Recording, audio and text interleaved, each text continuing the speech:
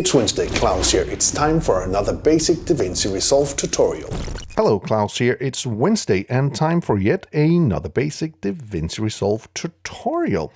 In this episode, we're going to talk about using photos in your videos for your documentaries and videos and different ways of doing it. So first off, here we have a photo of me editing way back on a very old PC, doing some video editing for a project. I don't even remember what it was, but it's a long time ago. I think this is like 97 or something. Really a long time ago.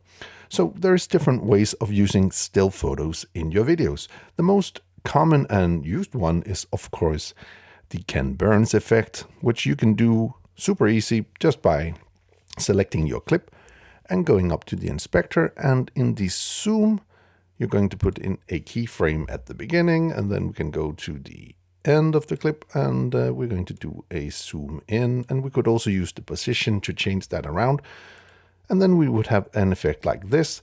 This is one of the most common used ways of using photos in documentaries, and it's good for something.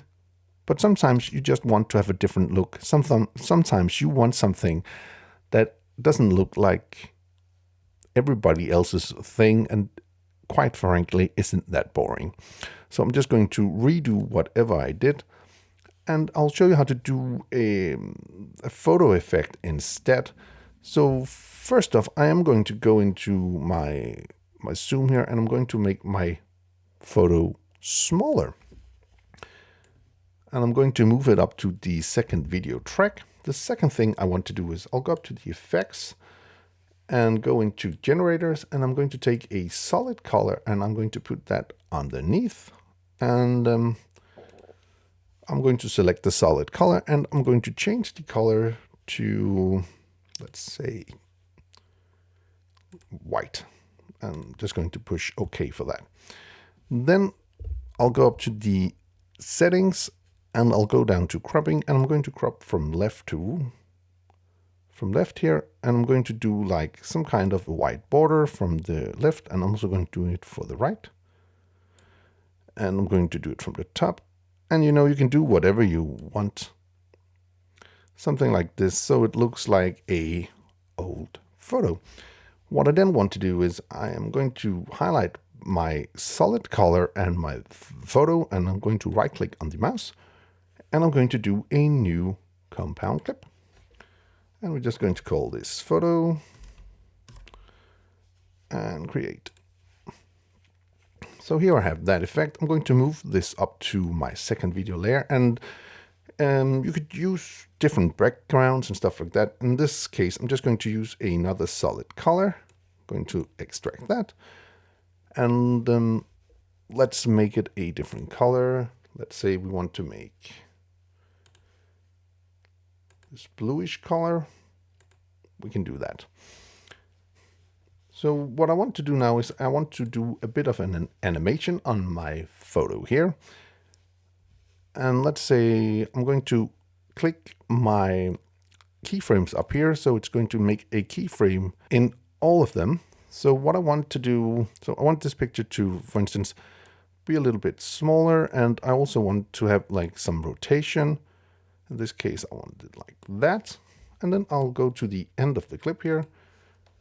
And I want it to be zoomed in like that. And then I want to make the rotation so it's kind of straight. Something like that.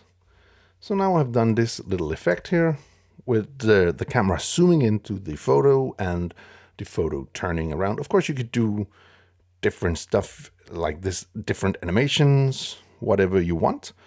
But for this very simple thing, I think this is going to look just fine. So for instance, if this was a documentary about my life as an editor, this would be one way of doing it. Of course, I would always like to add in another layer of context.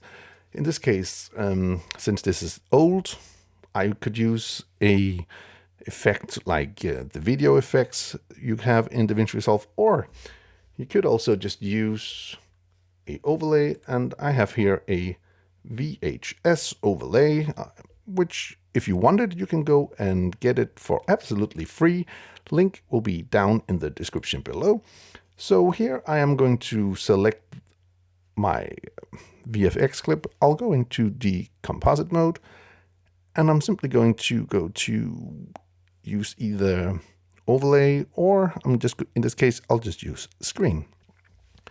So now we have this little effect here, giving this a little bit of a vintage look.